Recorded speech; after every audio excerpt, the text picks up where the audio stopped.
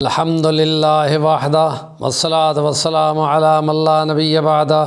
اما بعد فاعوذ باللہ من الشیطان الرجیم بسم اللہ الرحمن الرحیم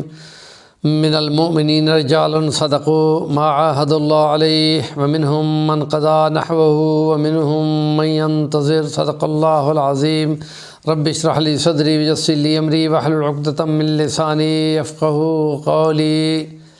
اتق بفراست المؤمن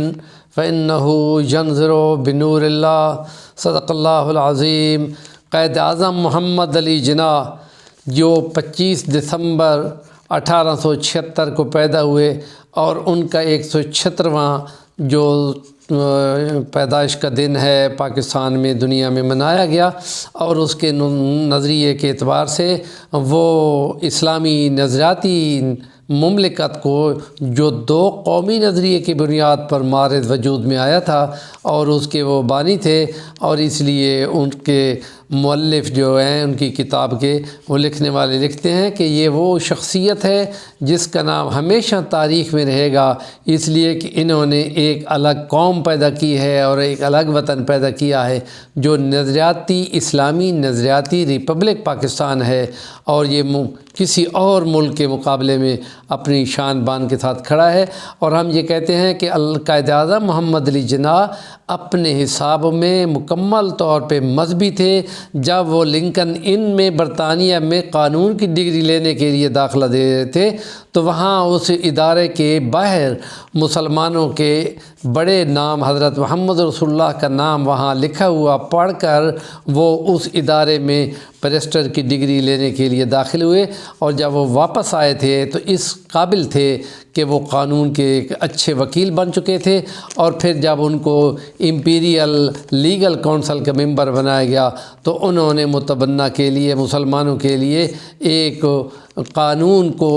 محنت کر کے پاس کروایا، اور پھر انہوں نے مسلم لیگ کی قیادت سنبھالی اور اس کو باقاعدہ ایک بڑی جماعت جو کہ کانگریس تھی اس کے مقابلے میں لائے، اور پھر الگ طور پہ مسلمانوں کا ایک الگ وطن اور الگ قوم کے طور پہ منوانے میں کامیاب ہوئے۔ اس میں ان کو خدا کی تائید بھی حاصل تھی، جس کا تذکرہ ہم منشی عبد الرحمن کی تحریروں میں پڑھ چکے ہیں کہ نبی پاک صلی اللہ علیہ وسلم کو ان کی زیارت ہوئی تھی، اور ان کو رہنمائی کرنے کے لیے جو علماء میسر تھے ان میں علامہ شبیر احمد عثمانی تھے، جن کو نبی پاک کی زیارت ہوئی تھی کہ قائد اعظم محمد علی جناح کو تم رہنمائی کرو، ان کو تمہارے رہنمائی کی ضرورت ہے۔ اور پھر ایسا ہی خواب حضرت مولانا اشرف علی تھانی کو آیا تھا کہ جنہوں نے اپنے عزیز کو ظفر عثمانی کو بلا کر فرمایا تھا کہ مجھے لگتا ہے کہ میں زیادہ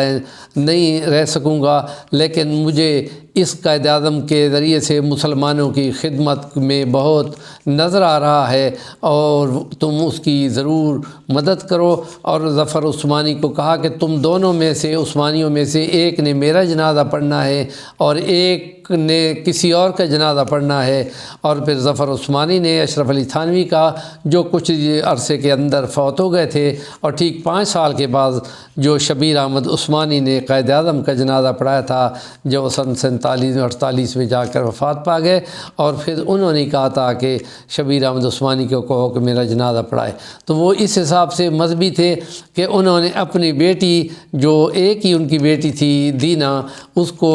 دیکھا کہ وہ کسی پارسی سے شادی پہ لگ گئی ہے، تو اس کو انہوں نے برے طریقے سے ہر طریقے سے روکنے کی کوشش کی کہ کوئی بھی مسلمان ہو جس سے تم شادی کرو میں اس کے لیے تیار ہوں، لیکن وہ ایک پارسی واڈیا کے ساتھ شادی کے لگ گئی۔ جب جس پہ مصر ہو گئی تو ہم نے فرمایا آج سے میرا تمہارا تعلق ختم۔ اور جب بھی کبھی اس نے کوشش کر کے بعد میں شادی کے کوئی بات کی، قانونی لہجوں میں رہتے ہوئے انہوں نے کبھی ان کو بیٹی نہیں کہا، اور مسز واڈیا کہتے رہے۔ اور پھر جب وہ قائد اعظم محمد علی جناح نے ملک بنا لیا 48 میں، تو ان کی بیٹی نے بڑی کوشش کی کہ میں وہاں آ کے ان کے سامنے بیٹھوں بات کروں، تو قائد اعظم محمد علی جناح نے کسی بھی صورت میں کسی کوشش کو ناکام کرتے ہوئے نہ کہہ دی، اور جس محفل میں دینہ جناح آ کے بیٹھی تھی اور دینہ واڈیا بن چکی تھی، تو قائد اعظم محمد جناح نے ایک نظر بھی ان کی طرف دیکھنا گوارا نہ کیا، جس کے بعد وہ پھر پاکستان میں کبھی بھی نہیں آئی۔ اور اس لیے ہم کہتے ہیں کہ جب مسلمان جنگ عظیم اول میں ترکوں کی حمایت میں یہاں تمام چیزیں بیچ کر جا رہے تھے، تو قائد اعظم محمد جناح نے ان کو منع کیا کہ یہ اپنے آپ کے ساتھ ظلم ہے، اور یہ تمہاری تمام چیزیں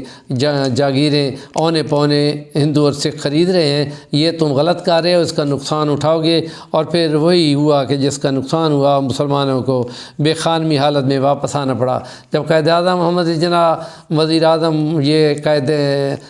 گورنر جنرل بن گئے، تو انہوں نے باقاعدہ کہا کہ اب ہم شمالی علاقوں میں فوج نہیں بھیجتے، کہ مجھے شمالی علاقوں کے مسلمانوں کے ساتھ مکمل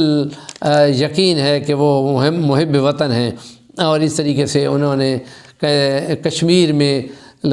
پیچھے ہٹنے والی فوج کے جنرل کو ہٹا کر پاکستان کا اپنا جنرل مقرر کر دیا۔ ہمارے اس چینل کا نام ہے صفی الرحمن الوانی، ضرور سبسکرائب کر لیں، اور یہ قائد اعظم محمد جناح کے سلسلے کا دوسرا اور آخری ولاگ تھا۔ وآخر دعوانا الحمدللہ رب العالمین۔